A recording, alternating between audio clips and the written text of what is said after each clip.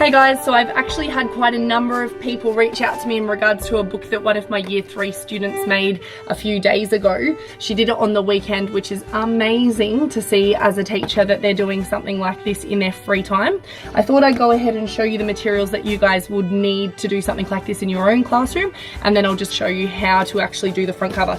You will need cardboard and you will need butcher's paper, and that initially will give you something that looks similar to this and can be used as your front cover. So you will need sticky tape, you will need a pair of scissors, you will need a stapler. I use 4 bits of A4 pieces of paper, but essentially could be more than that if the story is longer. To minimize cutting, because we all like doing that as teachers, I fold the 4 bits of paper in half and staple them twice. And that gives you the insert of your book. So that actually gives you the pages that are used here.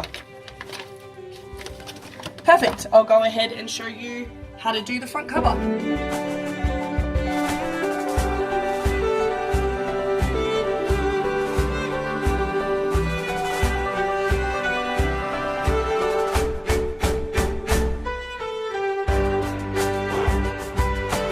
So they can be any size. Obviously I've done a smaller one here and a larger one, and then obviously my student did an even larger one, but it's completely up to you. And then really all she's done is taken this stapled A4 piece of paper, or the bundle of paper, she's put it in and she's sticky taped it down the center, so you can see straight along the side, and she's done it on the back as well, and she's gone ahead and covered those staples, which is a fantastic idea so they don't get their little fingers caught on it, and hopefully that helps.